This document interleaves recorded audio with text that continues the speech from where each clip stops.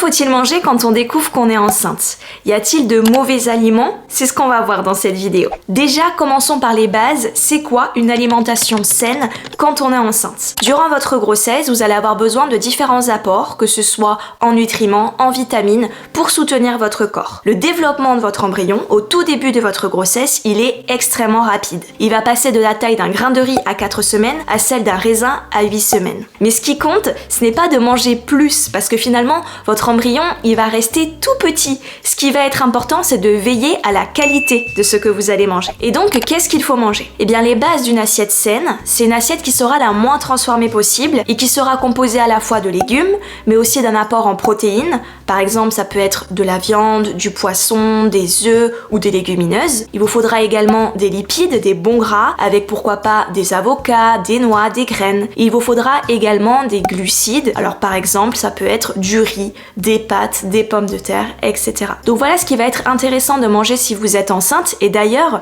si vous ne l'êtes pas encore, ça va être également important que vous fassiez attention à ce que vous allez manger dès maintenant pour soutenir votre corps, en incluant pourquoi pas des aliments spécifiques pour soutenir l'implantation. Et d'ailleurs, je parle de tout ça dans mon programme Nidation. Donc ce sont ça finalement les bases d'une alimentation saine pour la fertilité et ensuite le début de la grossesse. Mais quels sont les aliments qu'il vaut mieux éviter? C'est ce qu'on va voir maintenant. Juste avant de vous présenter ces aliments, je tiens à vous préciser que ce ne sont que des recommandations et qu'il se peut tout à fait qu'au début de votre grossesse, vous ayez soit des aversions et des nausées ou à l'inverse des cravings et des envies particulières qui vous donneront envie de manger justement tous les aliments dont je vais vous parler juste après. Donc il faut vraiment garder en tête que ce qui compte c'est l'équilibre global, que vous faites de votre mieux, que c'est suffisant et que l'alimentation parfaite n'existe pas. Vous n'avez pas à manger parfaitement pour que votre premier trimestre se passe sans accroc. Donc si vous avez la moindre question sur ce que vous pouvez ou non manger, je vous invite à voir directement avec votre médecin. On va commencer par une question qui revient énormément.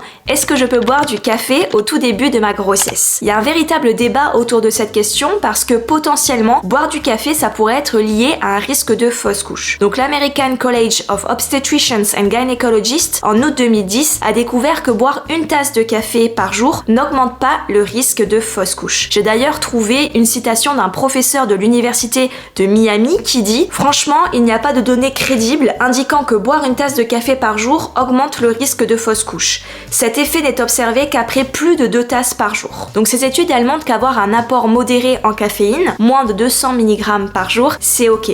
Par contre, faites attention parce que la caféine, on en retrouve certes dans le café, mais il y en a également aussi dans le thé, dans les boissons énergisantes, dans le chocolat parfois, donc il faut veiller à ne pas dépasser vos apports. Donc ça, c'est ce qui est dit concernant le café, mais pour l'alcool, c'est complètement différent, il est vraiment recommandé d'éviter à 100%. Du coup, au vu de cette info, il est légitime de se demander, mais ça veut dire que certains aliments peuvent provoquer des fausses couches? Alors non, on ne peut pas faire le raccourci, j'ai mangé tel aliment, donc j'ai fait une fausse couche. Aucune étude le démontre. Les causes principales des fausses couches au tout début de la grossesse, elles sont liées à des problèmes de chromosomes ou de placenta. On a également des risques qui vont augmenter avec l'âge. Pour autant, on peut pas faire le raccourci tel aliment égale fausse couche. Aucune étude ne le démontre. Et d'ailleurs, si vous avez vécu une telle épreuve, alors j'utilise le terme de fausse couche, mais il y a vraiment rien de faux dans ce que vous avez vécu. Si vous l'avez traversé, ne vous culpabilisez pas parce que vous avez mangé certains aliments dont je vais vous parler. Parce que oui, il y a certains aliments qui peuvent entraîner la contraction de l'utérus, c'est ceux que je vais vous présenter. Ils ne peuvent pas expliquer une fausse couche, mais il vaut mieux les éviter au premier trimestre. Donc parmi ces aliments, on retrouve la papaye notamment. La papaye non mûre ou verte qui contient des enzymes qui peuvent entraîner la contraction de l'utérus. Pareil pour l'aloe vera,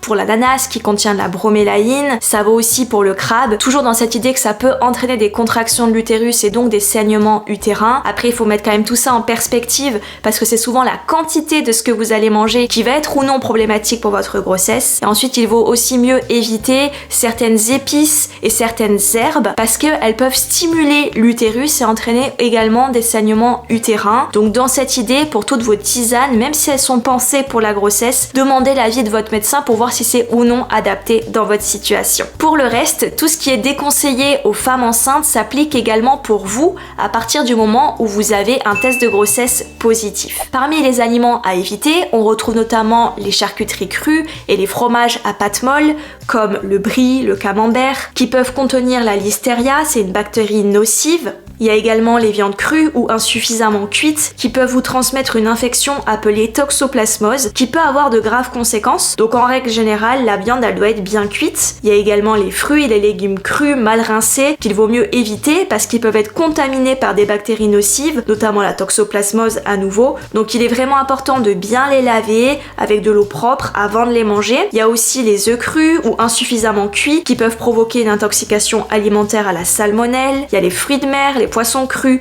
qui peuvent être contaminés par des bactéries et des parasites. Dans la catégorie des poissons, il vaut mieux éviter également ceux qui sont riches en mercure comme le thon, l'espadon, le maquereau roi parce que le mercure, il peut poser des problèmes de développement pour les embryons notamment. Après, de manière générale, essayez de limiter les aliments et les boissons qui vont être riches en matières grasses et qui vont être sucrés, tous les produits transformés notamment. Donc voilà ce qu'il vaut mieux éviter et ça va être intéressant en parallèle de donner à votre corps tout ce dont il a besoin et je vous invite notamment à essayer cette recette qui va être riche en acide folique et qui est intéressante si vous essayez d'avoir un bébé ou si vous venez de découvrir votre grossesse. Si cette vidéo vous a plu, n'hésitez pas à vous abonner à ma chaîne YouTube, je vous propose très régulièrement du contenu comme celui-ci. Je vous envoie toutes mes plus belles ondes et je vous dis à très bientôt.